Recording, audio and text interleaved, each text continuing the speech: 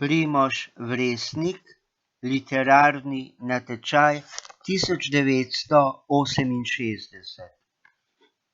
Koprive. Kako koprive? Se je presenečeno odzval televizijski voditelj. Ja, koprive, je odgovoril češki pisatelj Honza na francoski nacionalni televiziji. Televizijski voditelj se je resno zastrmel vanj. Sliši prav? Je to obešenjaška beseda, primerna za temo, na katero se je prejšnji sogovornik, nemški pisatelj, povsem spodobno odzval. Razgovoril se je do podrobnosti in tako podoživel svoje otroštvo in mladost. Povedal je, da je na njegov pisateljski razvoj vplivala dedova knjižnica, ki je na policah hranila veliko pruskih knjig. Tistih, od katerih veje globok vonj po starem papirju. Vse te knjige so bile v čvrsti vezavi.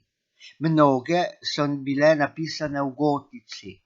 Kaj je še vzpodbujalo in razvijalo pisateljev svet? Nedvomno podpora starih staršev in staršev. Vzpodbuda gimnazijskih sošolcev. Vzpodbuda. Nemškega pisatelja je torej obkrožalo okolje, ki ni bilo ravnodušno do njegovega dela in z velikimi simpatijami so sprejeli njegov prvi esej. Esej je nosil naslov Razkošje subjektivnosti pri Hermanu Hesseju. V njem je razgrnil temo sodelovanja duše pri branju in hkrati je odprl temo zavračanja koristnosti, kadar želi duša polno sprejeti umetniško delo. Sledila sta francoski in angleški prevod eseja in sedaj koprive. Zvenelo je kot porok vsemu tistemu, kar je nemški pisatelj Otto razgrnil kot pomembno za pisateljev razvoj. Koprive. To je tudi manj znana beseda za kolportažo, plažo oziroma ceneno literaturo. Beseda se lahko razume tudi na takšen način. Na način grobega posmeha. Ko je češki pisatelj izgovoril besedo kopriva, je nastala tišina. Gosta tišina. In prav čakalo se je, kdo jo bo prekinil. Sliši se kot neverjeten vpliv. Kaj pa je takšnega v koprivah? V čem so one določujoče za pisateljski poklic? Morebiti kot digresija je prevzel vlogo televizijskega voditelja Otto, ki ga je omemba kopriv notranje razkačila, saj je češki kolega jedko in sarkastično naglasil besedo kopriva. Veliko je neprivlačnega, monotonega in vsakdanjega v človeškem življenju. Mislite, da sem stopil na začetek pisateljevanja na svečani tepih ob zvokih fanfar? Vesel sem, da je toliko ljudi podprlo vaš vstop v literaturo. Prihajam iz nekdanje dežele Varšavskega pakta, kjer je bilo literarno pisanje na proslavah povzdignjeno do v nebo vpijoče metafore. V resničnem družbenem življenju pa mnogi v dobesednem in prenesenem pomenu besede ne bi dali niti 2 dni starega golaža za literaturo. Lokalna referentka za kulturo v kraju je vedela, da najstnik sučem pero. Mislite, da se je zganila? Mislite, da je kdaj stopila k meni in me seznanila z literarnimi natečaji, ki so jih takrat razpisovali za pionirje mladince?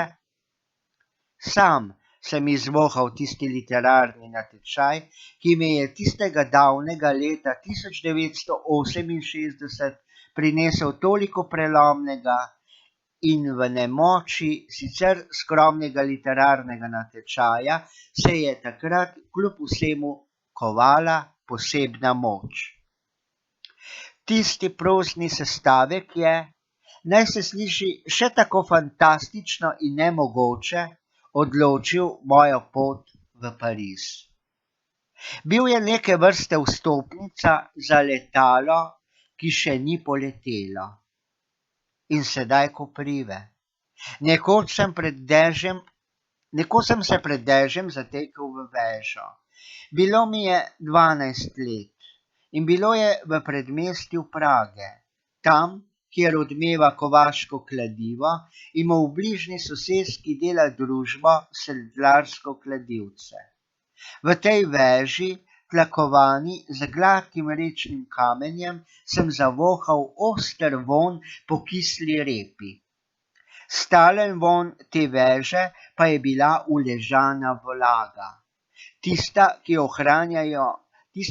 ohranjajo in naredijo 4-letni časi, tista vlaga, ki zaudarja in preide v zeleno plesen. Ta starodaven vonj sem začutil tudi, ko sem prvič v življenju stopil v stavbo Ministrstva za kulturo. Da, to je tisti razpadajoči trohonobni vonj, ki veje iz nagnitih žimnic. Žimnic, ki ležijo v kletnih stanovanjih. Seveda Koprive niso vrtnice, ne angleške in ne vrtnice Lide Barove. Zelo rade se razbohotijo tam, kjer domujeta nesnaga in vlaga, kjer drenažne cevi odplaknejo golide odpadnih voda, kjer diši po cenenem pralnem milu.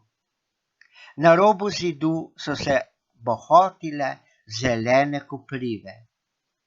In ceneno sladkobno milo je Koprivam celo všeč. Lahko rečem, spoštovani kolega Oto, da se je zgodila digresija. Komu mar za tisto zeleno bujnost Kopriv? Ponavadi se Koprive bujno razrastejo. Razrasle so se tam. Danes jih morebiti več ni. Zrušili so stavbo, morda, morebiti. Porušili so tisti zid, a v meni se je takrat prebudilo močno umetniško doživljanje sveta, saj je največ Kopriv vsepovsod. Saj je največ povprečnih zemeljskih dni, tista žlobudra med dobrim in slabim. In še tako zavržena stvar na svetu premore strahotno poezijo. Vrtnice rastejo v urejenih vrtovih, Koprive pa vsepovsod. Da, to je vplivalo in prebudilo v meni umetnika. Ponovno je nastala tišina, manj gosta, tokrat jo je prekinil ameriški pisatelj Rick. Povzel je ugotovitve predhodnih kolegov, sam pa dodal, da v Evropi pisatelji vse preveč dramatizirajo. Bil je precej iskren, ko je dejal, da piše za dober honorar in da se tega tudi Kurt Vonnegut mlajši ni branil. Poskrbel je za pragmatični obrat v pogovorni oddaji. Pogovorni televizijski oddaji. Dejal je, da se v pisateljevi akciji porazgubi notranja napetost pisatelja in sprosti njegova duševna zapletenost. Nizozemski pisatelj mu je nemo prikimaval, srbski pisatelj pa nemo odkimaval. Kulturna oddaja se je nekako utirila in Koprive niso imele več tistega obešenjaškega prostaškega zvena, ki bi televizijsko oddajo ponesel v neko povsem drugo smer. Čudno smer. Toda omemba Kopriv se je med televizijsko oddajo pregriznila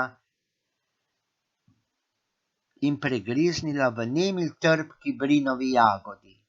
Človeškega spoznanja, da tisti veliki dan z velikim D bolj poredko pride, če sploh kdaj. Koprive so za Honzo bile znak vsakdanjosti, omalovažujočega odnosa do pisateljevega poklica. Prihajal je iz dežele, ki so jo pred desetletji vsiljevali razredni boj kot edino mogočo obliko družbene tvorbe in dejavnosti. In ta je morala biti idejno prisotna tudi v umetnosti. Umetnost, ki je v službi resnice in lepote, je morala igrati dvorno politično deklo, je zapisal v svojih razmišljanjih za kulturni strani New York Timesa. Pisatelji pa imajo nasploh zapleteno življenje, kolikor sami niso zapleteni. Pisatelji pogosto prihajajo iz okolij, ki ravno ne vzpodbuja njihovega pisateljevanja, a kljub temu so ta okolja vredna umetniške besede. Za razvedrilne trenutke po oddaji je poskrbel ravno ameriški pisatelj Rick. Navzočim je zaupal svoj nov literarni motiv, ki ga bo napisal in izrazil v obliki novele. Na televiziji je gledal, kako se je aligator v porečju Mississippija lotil kosilnice za travo. Udrl je na zeleno posestvo petičneža in v kosilnici videl obrok hrane. Vrgal jo je po tleh in pričel goltati. Na neki točki goltanja se je ustavil, ker kosilnica ni bila užitna. Njegovi zobje in želodčni sokovi niso opravili nobenega dela. Kulinarični užitek je zastal. Žival se je pričela mučiti. Nikakor ni mogla izpljuniti oziroma bruhniti zalogaja. Na pomoč je priskočilo Društvo za zaščito živali ameriškega juga in pričelo reševati nenavadno in kočljivo situacijo. No, v moji noveli, je smelo pripovedoval Rick, bo pogoltnil poleg kosilnice za trato še dostavni voziček za hrano v domu starejših občanov. Ena urgenca mu ni pomagala. To je nizkozavedna močvirna lastnina, seveda iz stališča človeka. Človek pa tudi ni ne vem kakšen bog, je ugotavljal Rick. Veselo se je basal za sarmo iz listov vinske trte, v bolgarski restavraciji in stanovskim kolegom pisateljem razlagal, kaj bo pisal. Če ne bi bilo v njegovem pripovedovanju vsaj kančka hudomušnosti in iskrivosti, bi poslušalci težko prenašali njegovo gostobesednost in jo prepoznali za značilno ameriško nakladanje. Češki pisatelj je na to razgrnitev literarnega motiva ameriškega pisatelja molčal. Gledal je skozi prašno okno balkanske restavracije. Nekam v daljavo. Rick je na pogledu nanj želel reči: nisem hotel naročiti špinače, vendar se je zadržal. S tem bi tvegal. Njegova izjava bi zvenela obešenjaško butasto in bi lahko vzpostavila trajno nezaupanje. Ni želel prekoračiti meje dobrega okusa. Zato se je držal svoje žlice in krožnika. Ni izgovoril: nisem hotel naročiti špinače.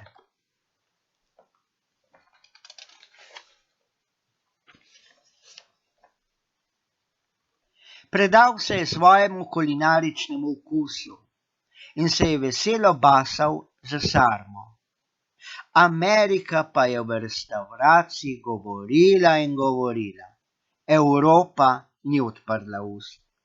Evropski pisatelji so več ali manj molčali in zadržano gledali razposajenega pisatelja, ki so ga ti molčeči inteligentni obrazi naravnost podžigali k besedi. Na neki točki govornega plazu, ki se je sipal iz Rickovih ust, se je oglasil bolgarski pisatelj Nikola Gugov, ki je pravzaprav izbral to restavracijo. Aligator se je ali se bo vrnil v zeleno močvirno vsakdanjost in še naprej bo lezel skozi zelenilo, srečeval koprivam podobne rastline. Privarčujte besede za novelo, ki jo nameravate napisati. Dosti ste povedali. In ne pozabite aligatorja vrniti v naravo, tja, kamor sodi, da ne bo končal še v cirkusu. To bi vašo novelo naredilo precej plehko, je delal Gugov in z nožem zarezal v vinski list sarme. Ameriški pisatelj lirik je obmolknil. Tega ni pričakoval. Češki pisatelj Honza je hvaležno pogledal bolgarskega pisatelja. Nastal je globok, gost molk. Tako podoben tistemu, ki je nastal med televizijsko oddajo na francoski nacionalni televiziji z omembo kopriv. Slišala se je živahna melodija jedilnega